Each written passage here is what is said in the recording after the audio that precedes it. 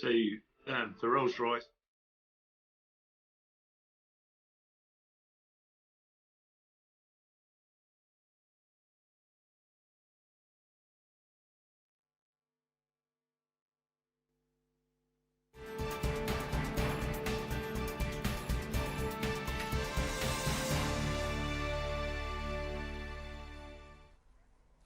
Welcome back. You are watching Global Eye. Luxury automaker and aero engineering major Rolls-Royce cashed in on a huge order from Air India this year. It's the first one since 2005.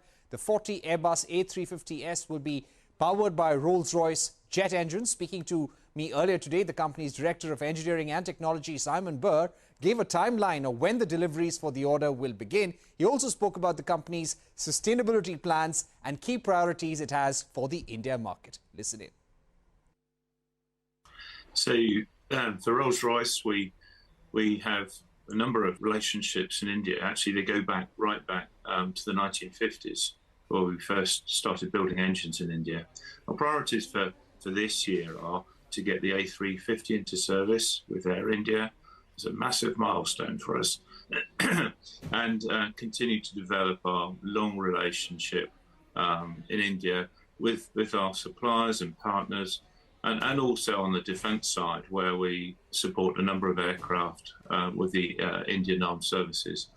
And also, we have strong relationships on diesel engines with Indian partners. So we've got a great number of relationships in India which go back over decades, and we're very proud of those. Right. How significant is the Air India order for Rolls-Royce? What are the delivery timelines like?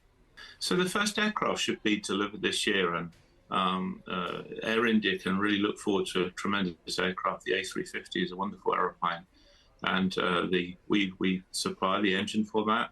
The Trent XWB-84 has been in service since 2015, an incredibly reliable and quiet and fuel-efficient engine. So the experience for customers of Air India will be amazing, really, with that aeroplane, and that's our priority, to support that aircraft going into service later this year. Right. We've been seeing a lot of supply chain issues with Pratt & Whitney engines, and there have been supply chain issues with aircrafts globally. How have things been for Rolls-Royce, and what are some of the steps that you're taking to overcome those supply chain hurdles? Yeah, as we've come out of the COVID period, the supply chain has been stretched in aerospace. Some employees in different companies retired, and so companies have had to hire again. So far, we've managed pretty well. There are challenges. I'm not going to pretend there's not challenges, and so every day we have to work very, very diligently. But we are making good progress. The number of engines we're delivering is growing, and we're able to support our customers. But there'll be stresses at least well into next year. Right. Now, when it comes to manufacturing in India or setting up a base in India, what are some of the steps that you're taking in that direction to move more supply chains to India, to source more from the India market? So there's two ways that Rolls-Royce source work in India. One is through manufacturing, and we actually have a joint venture in India, certainly for aerospace, which is very successful, IAMPL, and that's expanding. And we also use a tremendous number of very talented Indian engineers in partnership. We've got our own Rolls-Royce India employees, but we also have partnerships. It amounts to several thousand engineers. So there's the technical side and also manufacturing. And we've seen expansion. The capability of the Indian market is tremendous, and we see opportunities for expansion there over coming years. Right. I'd like to ask you about Rolls-Royce focus on sustainability. What is the roadmap that you're taking towards decarbonization, towards net zero goals? So if we think about in aerospace, where people fly, so they're familiar with that, Rolls-Royce has got basically three legs.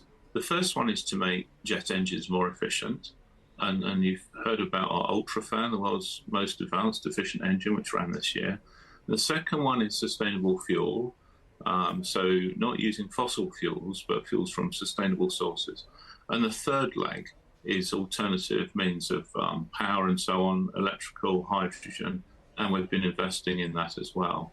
So all of those things come together in our journey on sustainability. Right. Now, a lot of work is being done on alternate fuels, including green hydrogen.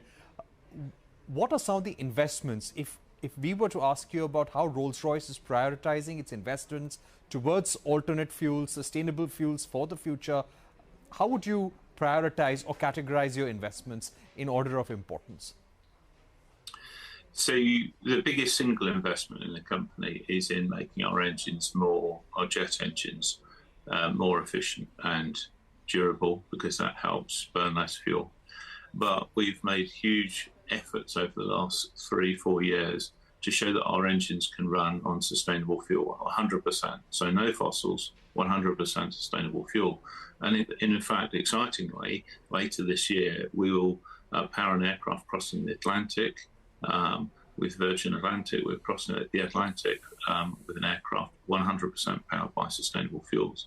So that's a big milestone. Last year, we also ran an engine on 100% gaseous hydrogen, and we are investing in testing our engines on hydrogen. So what we're trying to do is help governments and regulators invest and set parameters for investment with confidence that jet engines won't be a constraint on much bigger uptake of sustainable fuels. Right. If I were to ask you, Simon, what kind of roadmap can India take towards adopting sustainable aviation fuels? What would be some of the best examples that India can emulate, and what is the road that can be taken towards sustainability in aviation in India? So I think there are sort of three things. India is already producing some sustainable fuel, and so it's investment in that and increasing the investment. And really what we see around the world is, in some instances, governments are regulating to increase the percentage of sustainable fuels by airlines. And in other countries, there are tax incentives to make sure that oil companies and other experts can invest in this market. So it's a combination of either incentives through the tax system or regulation to drive investment. But investors need to see that the market is secure, and it will be there when they bring all these new investments to life, petrochemical works and so on. But it's happening. We see week by week people making investment choices, airlines, and also customers, passengers, asking operators, airlines, to do this. So we're seeing an increasing uptake, but it's from a low base. It's less than 1% worldwide today. And what we're doing in Rolls-Royce is making sure that one day it can be 100%. Right. My final question to you would be once again about India. When it comes to future investments, future priorities for the India market, what would those be? How important is India for Rolls-Royce as a market globally? It's hugely important. You know, we're enormously proud that Air India have selected the Airbus aircraft and Rolls-Royce engines for their part of their growth.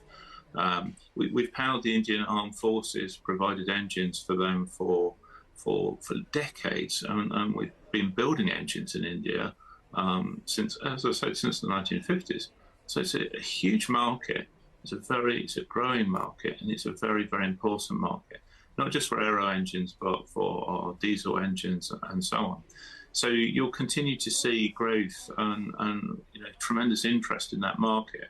I've worked with engineers based in India for 20 years, and we wouldn't operate without them. So it's a very, very important market, and we're proud to operate there. And hopefully you'll see more growth in coming years.